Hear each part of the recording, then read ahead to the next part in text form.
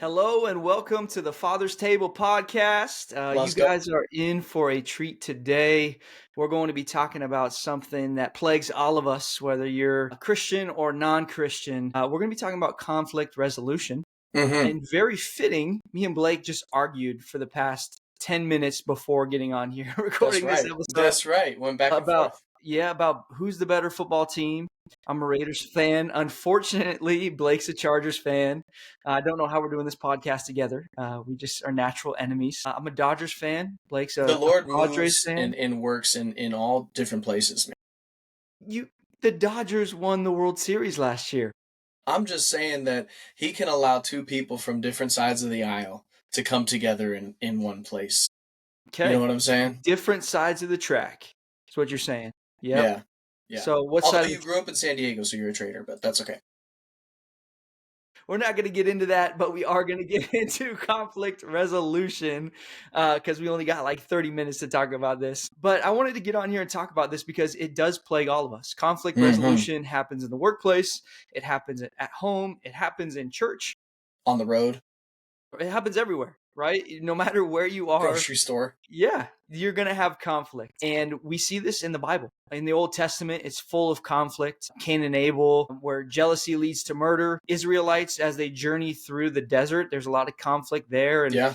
idol worshiping. There's so many different things in the Old Testament that conflict. So conflict is a part of our human experience. So I wanted to get on here and talk about that. And before we got on, I mentioned, like, man, I don't think I could see you, Blake, and Christina ever being in conflict. Just your personalities, you guys are, happy-go-lucky, but you told me that wasn't the case. What are some things that you find yourself in conflict the most over?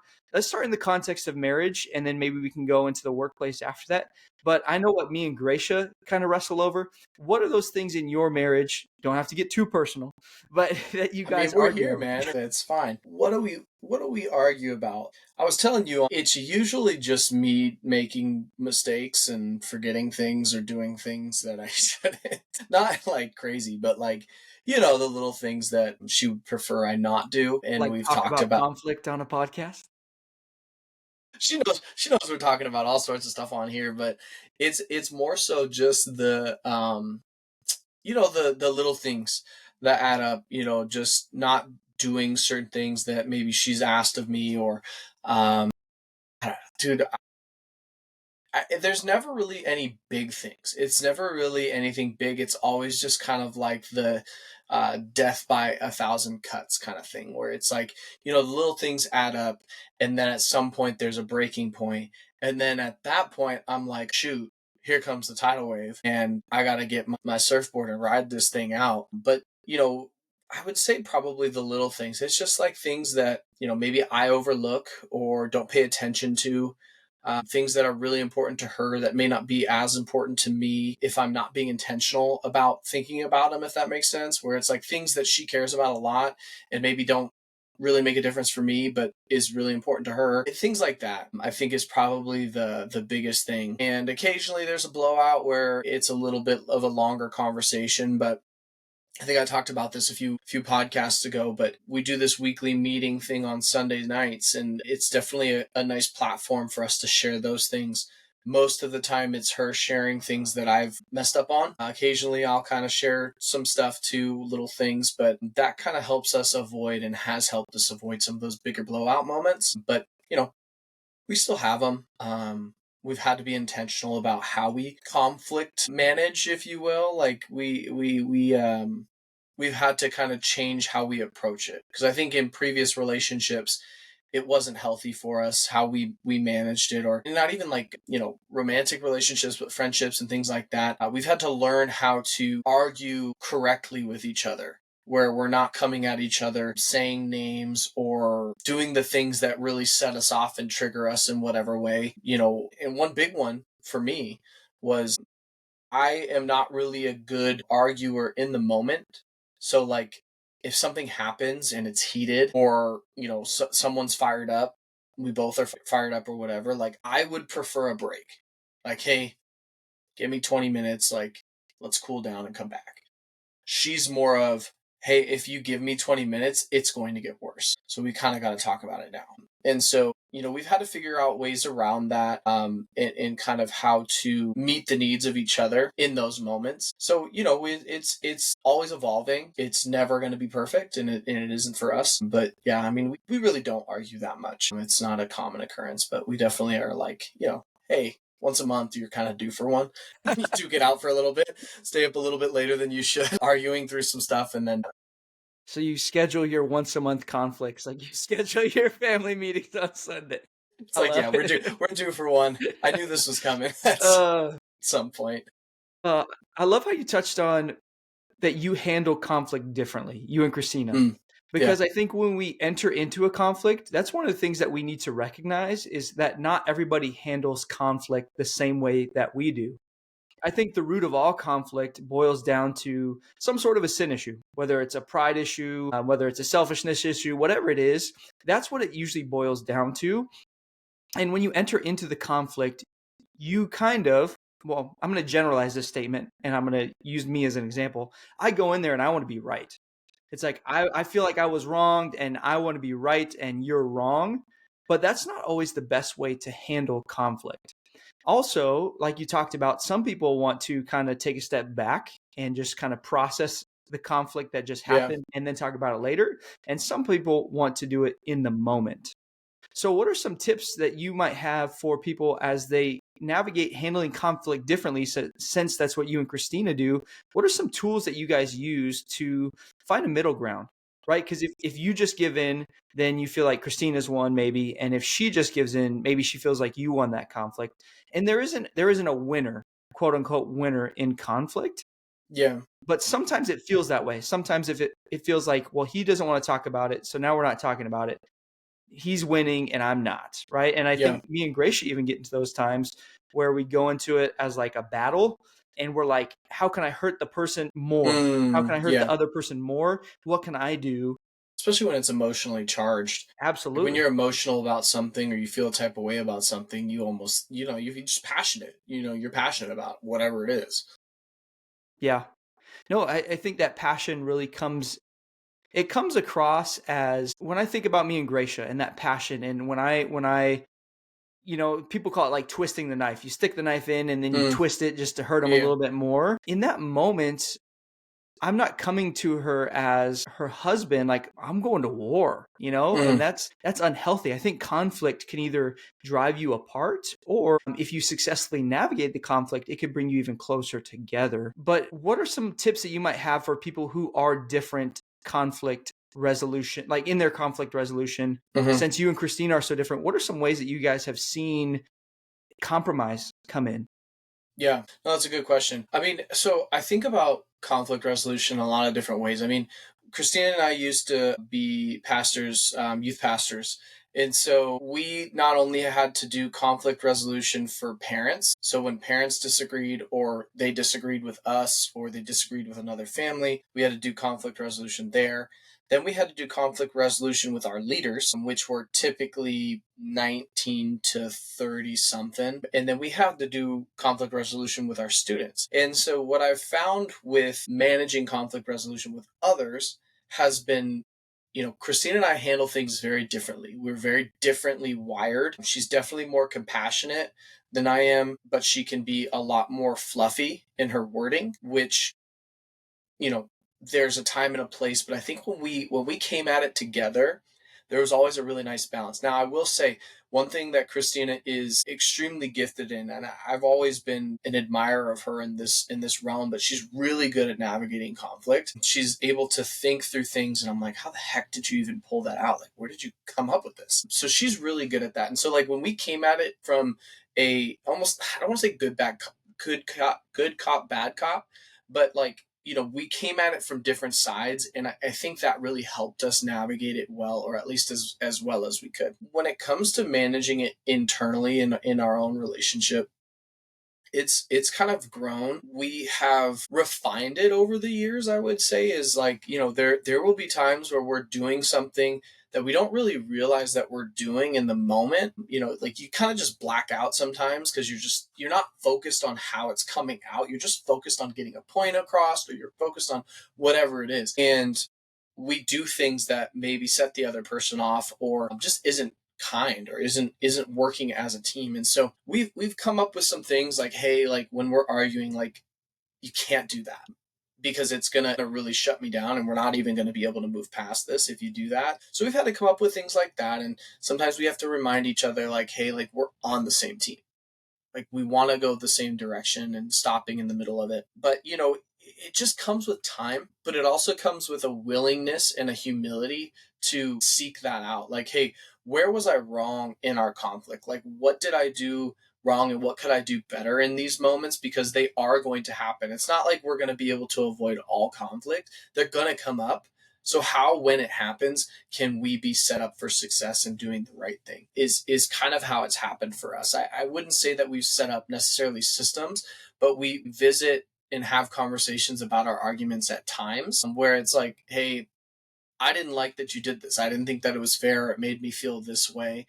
And so even revisiting some of those moments, if you can remember them or recall them at a different date, obviously not in the moment, but at a different date, bringing it up and just saying, hey, I didn't like how that went down. I think that we could be better and do it this way. And just having that open line of communication and trusting the partner. And for us, it's a trust thing. Like I trust that when Christina's coming at me, she's not doing this to control me, like asking certain things of me to control me or to not allow me to do something or feel certain things.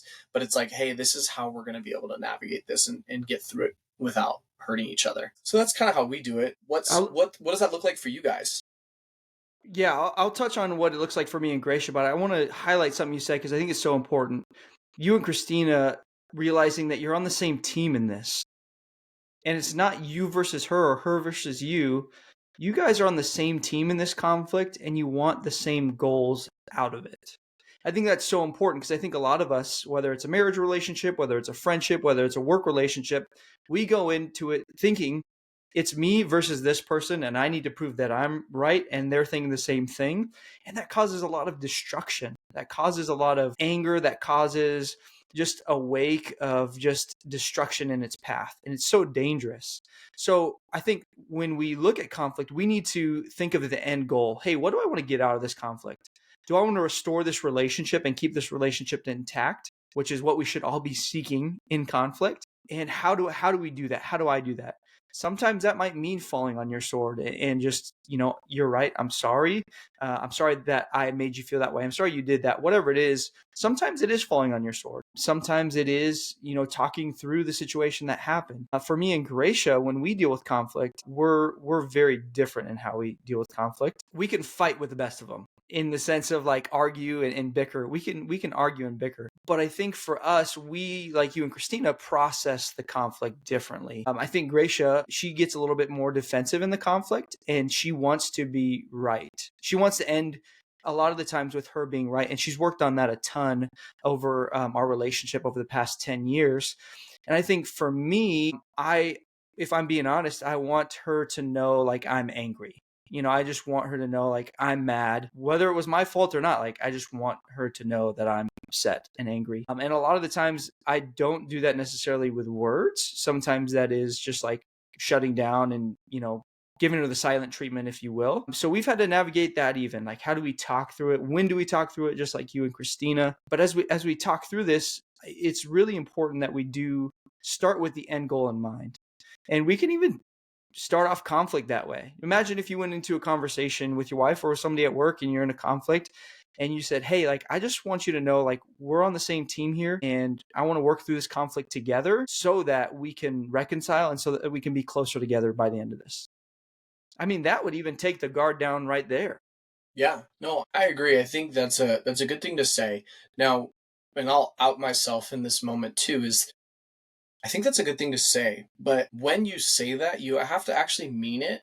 Yeah. And act like it. Because I think it's very easy to say, like, hey, we're on the same team. We want the same end goal and we want to reconcile through this. But then all of your actions end up being the opposite of that. They're divisive, they're undercutting, they're pushing and twisting the knife, if you will, throughout the conversation. And so I think that's another important piece because even recently, I remember Christina in one of our previous intense fellowships. Is that what you call conflict in your house? She was like, are you listening to respond or are you listening to hear? And I thought that that was something that's really, it's hard for me because I'm like Grace, I'm ultra competitive. And so I want to win. And even sometimes in those moments, I just want to win. I want to get my point across and I don't really listen all that well. It kind of reminds me of James 1:17, being quick to listen and slow to speak. It's really important in these moments that you're actually listening. You're listening not only to the words that are coming out of their mouths, but you're also listening to the heart behind the words and trying to seek it out. Seek out, especially when it's a spousal or a family or a friend, people that are close to you, where you know that their heart is in the right place. Like it's not a manipulative conversation. It's not a conversation to try and hurt you. It's coming from the right place. And so are you not only listening to the words that they're saying, but are you listening to the heart that's behind the words? Because I think oftentimes we can get caught up in hearing the words, hearing maybe how it's being delivered, how it's coming out, and that may make us feel a type of way, but understanding the heart behind it, or what's maybe behind the words. And so I think that scripture in itself, it kind of reveals where we're at. Are we listening quickly? Are we listening intently? Or are we talking quickly? Are we trying to get our point across? So I think that's something that for me has been something that I'm trying to work on, because in those moments, again, it's kind of like a blackout thing where it's like I see my side and that's it. And in these discussions, you can't do that. Well, you could, but it's not going to end in the right way, or it's going to take a lot longer. So how do you do that practically? Because again, I'll use myself as an example. When we're in conflict and I'm upset or I'm angry, I want to try to formulate what I'm going to say rather than listen to my wife. I want to try to understand like what's next for me to say to her rather than listen generously to what she has to say to me. So how do you do that practically? Because for me, that's tough. Oh yeah. No, it's tough. It is tough. I mean, I think the first thing is being humble.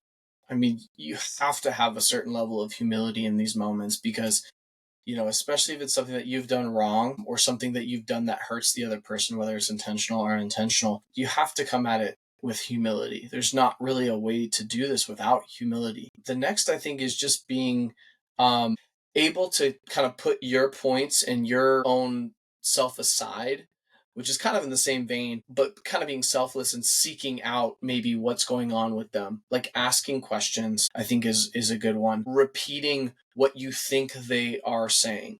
Like, if they say something, you're like, okay, let me try to understand this.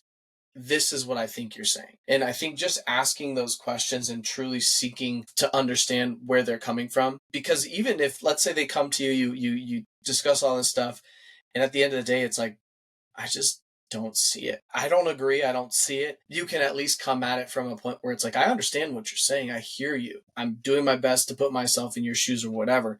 But like, let's try and work through this. And I think the other person may be disarmed a little bit with that and may be able to have a better conversation and be less defensive. What do you think? Like, what's like in your realm, in your side? What have you seen the practical tools play out in this area? Yeah, I think for me in conflict, what's helped the most is going in there and being willing to admit that I'm wrong or fall on my sword. Like instead of trying to formulate all the things that Gracia, my spouse, did wrong, or even in a friendship relationship or work relationship, what the other person did wrong, examining in myself what I did wrong.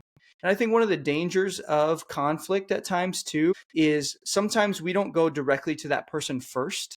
So, if it's conflict at work, you might go to your other coworker and say, "Me and Johnny got into this argument or this happened with them."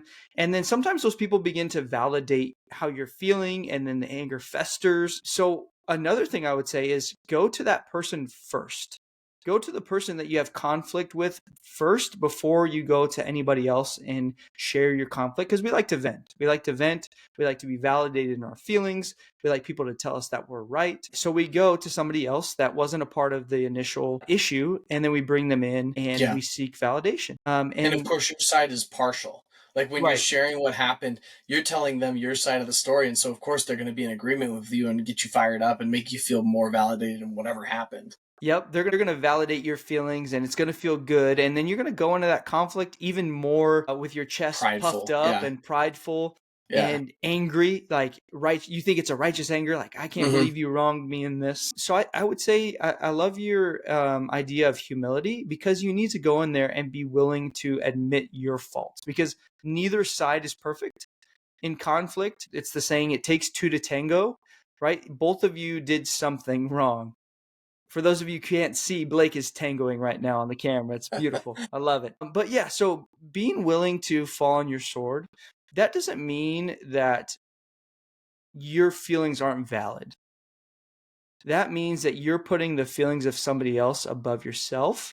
You're being selfless, and that's biblical. And so is going to the person first. Matthew Hmm. 18, that talks about that. That's biblical. If they don't Hmm. listen, then you can bring somebody Bring else. another And then, person. and if that doesn't work, bring somebody else. But go to the person first and try to not let it fester. Try not to like let so much time pass where you're just like festering on it and then you're becoming even more angry at that person. Whatever that time looks like for you, do it within a reasonable amount of time, because what could happen is you're angry and the other person's moved on and then you're still upset, right? That doesn't help. So go to that person directly within a reasonable amount of time and Yeah. seek reconciliation in the fight, or not fight, in the conflict, and not victory. Like, you're not going in there to win. You're going in Yeah. there for reconciliation of the relationship. Yeah. Now, I kind of have two questions. One, what does reconciliation really look like in context of disagreements? Because you have friendship, family, spousal, work, you know, these are all disagreements, but like, what does reconciliation really look like in all of these facets is my first question. My second question would be, for you and Gracia, when you have a disagreement where Chance thinks this, Gracia thinks that, and you guys don't necessarily see eye to eye, how do you handle that? Both great questions. Reconciliation, in my mind, is you leave the conflict at the same place your relationship was before the conflict, if not better. You can't leave the conflict with festering wounds still. You can't leave the conflict upset still. You have to be restored Mm, relationally. Now, that doesn't mean that your feelings can't be hurt. That doesn't mean that you've just completely moved on 100%. But are you leaving that still with some sort of malice towards the other person? If yes, I would say you did not reconcile in that's that really conflict. good, dude. That's really good. I was not expecting that answer, but that was really good. Okay. That minute, dude, that ministered to me right now. That was awesome because, like, honestly, I was asking that question because, like, what is reconciliation at, like, in these moments? Like, I know for me and my wife, it's fine, but there's definitely times where you have conflict resolution, and it's like it ends up being like you come out of it like what just happened. So I think that's really beautiful the way that you put it is like you're restored. You either are restored back to where it was before and or better. And so I think that was beautiful. Well done, sir. Thank you. I have a few good answers in me, Blake. So That's a good one. That's definitely going to be a banger. the second question was for me and Gracia, and how we resolve conflict when maybe we don't fully agree on what we think the outcome should be of Hmm. the conflict. And that's where I would say there has to be give and take in a marriage relationship, in a dating relationship, in a work relationship. You're not always going to get your way, and that's okay. We can't go into every single conflict and expect to be right 100% of the time, because you may think that, but that's not always true. So again, it goes back to the selflessness. You have to be willing to say, you know what, I accept my part in this. I might not agree 100% with the other person in what they're saying, but in order for us to reconcile, I need to fall on my sword. I need to admit my fault and be willing to move on without anger, without ill intent. Like, I have to be willing to move forward. So in those moments, I think we both, me and Gracia, have to come to the realization like, hey, we have to be okay in this moment agreeing to disagree, whether it's something about parenting, whether it's something about finances, whether it's something about sex. And that's a whole nother thing, in marriage, the two biggest arguments are about money and sex. And how do you reconcile those things? Because they're such big things, right? They're such big things. And I would say in those conflicts, like, conflict doesn't always resolve in one conversation. Me and Gracia have had conflict about intimacy multiple times in our marriage. And like, it's a continual thing that we're learning. And, maybe it's a little give and take here or there, but it takes time, right? Conflict doesn't have to be just one conversation and done. It might be multiple conversations. But I think a lot of us want to go in and get it over with as best as we can. And then we kind of move on unhappy from the conversation, and then we bury it, and then we let it fester up, and then it becomes something even bigger. So I think in those conflict situations, just realize you're not always going to be right. That's okay. But you have to be willing to give, and the other person has to be willing to take, and vice versa. You have to be willing to give and take in that. Yeah, because the heart of the question comes from knowing. I know a couple that was dating and preparing for marriage, and they were in disagreement about political things. And without getting into the details of it, I think about something like that. I think about the person that is maybe in a marriage, relationship, friendship, work space, whatever it may be, and they're in stark contrast of each other with a belief system or this is how the world should be. And I think about those people where it's like, hey, you're my homie, or like, hey, you're my husband or wife, and we see this so differently. Like, we couldn't be any further apart in this area. And how do you move past that? I don't personally have experience with that with regards to relationship stuff. I'm sure there's friendship stuff that I can think of, but no, I think about that person that's in that scenario where hey, we're in this conversation where it's like the core of my being feels personally attacked because of how you stand, for example, politically. What would you say to those people that are in a situation where it's like, it doesn't have to be political, but that's just an example where it's like, the way that you feel in this certain area, it feels like you're like personally attacking me. You're personally persecuting me because of how you feel about this certain thing. And I think that's something that everybody, I think, can jive with, and that everybody can understand. I think of a situation where it's like, the way that you feel about this is couldn't be any further from how I feel. And how does that person move beyond that and maybe reconcile or maybe continue whatever that relationship is? Yeah, I'll say two things. First, you have to ask yourself the question, is it more important for me to be right in this situation or to have this relationship? Is it more important for me to be right politically? We'll use your example, or is this relationship more important to me? And you truly have to answer that for yourself. I can't answer that for you. But I would also point to scripture, and you said two people that are so vastly different. I think of Jesus on the cross, and he says, "Forgive them, Father, for they don't know what they're doing." What could be more different than Jesus hanging on a cross and then people mocking and beating and spitting at him and, hitting him with whips and putting a crown of thorns? Like, those two situations couldn't be more different. That's even more different than two political parties. And Jesus in that moment still valued their salvation over what was being done to him personally in the moment. So you have to ask yourself in that moment, is it more important for me to be right, or is this relationship more important? And for Christians, right, we go through this all the time. We have people that we disagree with on certain things, and some Christians go and they shun them or they talk badly Picket about signs. them, right? Pick whatever it is, but that drives those people farther away from salvation and a relationship with Christ.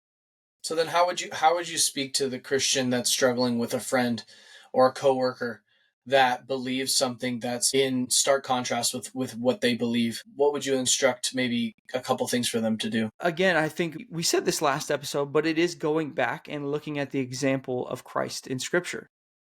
Jesus was around people all the time who were against what he believed. Mm. I think of the Roman official whose child was dying, wasn't a Jew, was with Rome, didn't believe in Jesus, yet Jesus still went to heal that person's child. You Or can, even the woman caught in sin, yeah, and he's like, those of you that haven't sinned, cast the first stone. Well, he had every right to persecute that woman, especially from a cultural standpoint and from a biblical standpoint. She's caught in sin, adultery, and she's a woman, and at the time, they're seen as lower class citizens. So he had every reason to persecute her, but chose not to. yeah. And it goes back to the other verse in Scripture, like, remove the plank from your eye before you examine the speck in somebody else's. There's things in your life that aren't perfect. And we get into such, I'm losing what I'm trying to say here. We get so angry, or we get in such a tizzy over things that other people are doing that goes against what we believe or what we feel. Yet when we do something wrong to other people, we want them to forgive us. It's a double standard. So in those moments of disagreement, you have to realize you're not perfect. That person's not perfect. That's okay. How do you show them love through their imperfections? Because you would want the same in return from them. And I mean, I think another big thing for me that stands out in this kind of question is, are you taking intentional time as a Christian? Obviously, you can't do this as a non-believer, but you could. But are you praying for that person? Because I think when you actually pray for that person, not just say it like, I'll pray for them, like you're actually spending time praying for them. I think what that does, not only does it kind of plant a seed spiritually and start to move things for them spiritually, and kind of bringing the hand of God into their life and intervening into kind of where they're at. But I think it also allows God to do a work in you, continue that process of sanctification and humility. I think about people, I mean, George Janko's a big one that I can think of. He's kind of some guy, a Christian influencer right now who struggled with like cursing as he was continuing his journey with faith.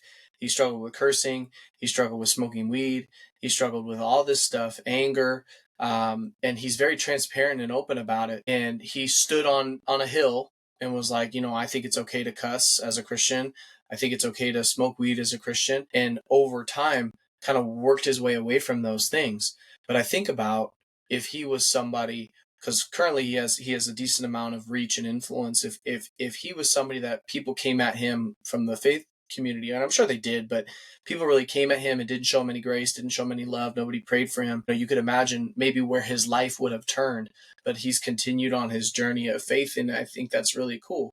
And I think if we as believers are wanting to see restoration, we're wanting to see reconciliation, we have to be willing to pray. We have to be willing to say, hey, you know what? Like, I don't really know how to handle this situation in love or how to communicate well to this person. I disagree with them, but all I can do right now is pray and ask that the Lord would intervene, because ultimately it's the Lord that's going to do the work anyways. Yeah. I think it's also a perspective shift. We have to choose to focus on the things that unite us rather than the things that divide us. And as Christians, we're unified That's a word. we're unified on a handful of things, right? That Jesus is the Son of God, the Trinity, that Jesus died and resurrected for our sins, right? We're united on certain things as Christians, and different denominations might have things that they differ on. But those are oftentimes the things that we choose to focus on. It's like, hey, here's why we're different as Christians, and here's why you're wrong and we're right. And I think that's the tactic of the enemy, trying to Absolutely. derail us from the things that we're united on. Absolutely. And I love it too. Like Paul talks about it so many times. Like I just finished reading Romans. And he talked about it so many times, like, stop arguing about stupid stuff. I mean, I'm paraphrasing, but he said it multiple times and was just like, stop getting into these silly arguments. They're unnecessary and they don't benefit anybody. And so I think that's such a good point, is like, at what point does it really matter all that much? I think there's certain times where it's like you do have to make a stand, but I think most of the time it's not that. And so I think when we come at it with a prayerful heart and a prayer and actually prayed up, I think we'll notice a big shift in those moments. Yeah, I love that. Pray for wisdom in those moments in how you're going to handle the conflict, the situation, how you're going to handle your response. I think even is a good prayer. Yeah. Approach the person with a gentle spirit. Like you said earlier, humility. Don't go in there angry. Don't go in there seeking to be right. And just be quick to forgive. Be quick to forgive. I think for us, me especially, like I have not always been that way. I've held a grudge. And I've heard it said like this, like having a grudge against somebody or being angry at somebody is like you drinking poison and expecting them to die, right? It Yeah. only hurts you. It doesn't hurt them. It hurts you. So go in there and be willing to forgive, be quick to forgive. And I think those 3 practical tips that we've talked about throughout this episode can really help as we navigate conflict in any environment, in a marriage, in a dating relationship, in a friendship, whether you're a Chargers fan or a Raiders fan. So many different areas of conflict that this could help with. Yeah. But yeah, It's man, awesome. we could go on for hours talking about conflict and conflict resolution and just the intricacies. So if you guys have any questions about how we deal with conflict imperfectly, shoot us a message on Instagram, the.fathers.table. You can send us an email at thefatherstablepod@gmail.com. Shoot us a like, send us a review. However you want to get in touch with us, we want to hear from you guys. We're not just doing this because we like to hear ourselves talk. That's right. So if That's you right. can reach out, we'd love to hear from you. Yeah, absolutely. Absolutely. Well, I don't know if you figured out the name for the last segment here. Did you end up finding that message from Man, whoever your source was that doesn't like my title? I knew I was coming Rapid reasoning, unprepared. maybe. They said, let me find it here. Hot and fast. I mean, it's good. Who's your source? Somebody who listens to the podcast every week said hot and fast. Fast. I'm hot and you're fast. I don't know. Maybe that's our that could be our nicknames. Hot We're and getting fast. some real dicey names here. Hot and Blasted by fast. Blake, hot and We got fast. blasted by Blake. It's just, come on, man. We got to come up with something. We need our listeners to give us a good one, and we will solidify a name. Give us All some. right. Send us your recommendations on Instagram. Maybe that's the call out. That's the call to action. Yeah. Give us a name for this last one. And I'm still waiting for Chance to ask me some questions, because up to this point, nobody knows anything about me. Everybody knows your deepest, darkest stuff. It's coming. It's coming. I'm waiting, Chance. Why don't you ask yourself the questions today then, Blake? I don't have any questions for you. That's not how it works, bro. That's not how it works. Okay. Here's a minute. Ready? Yep, I'm ready. All right. Where did you grow up? San Diego, California. What day in your life would you relive? The birth of my children. That's multiple days, but Describe yourself in 3 words. fun, weird, kind of cool. All right. That's one word 4 together. words. That's 4 words. But what was your dream job as a kid? As a kid, I wanted to be Garth Brooks. I love that. What movie scene is worthy of an Oscar? Any scene from Rush Hour. It's just a classic. That's a great movie. Classic movie. It's a great movie. What would be the 3 guests at your dinner table if you could invite anybody? The Queen, Jesus, the Queen of England, like the Queen. Yeah. May she rest in peace. Jesus Christ, and probably Peter. I want to talk to Peter. Freaking Peter. Peter, dude. That freaking guy. Man, you wonder sometimes. You just be reading and you're like, freaking. Hey, man, the church was built on Peter. Shouts out. The Rock. Man. Yeah. The Rock. The Rock of the church. He was the original Dwayne Johnson. He's the Dwayne Johnson of the church. I like that. First century Dwayne Johnson. First century Dwayne Johnson. Hey, you know what he did? What? He rode off into the sunset. Just like we're about to. We'll see you guys next week Signing off, for friends. episode 6 of the Father's Table podcast. Let's go.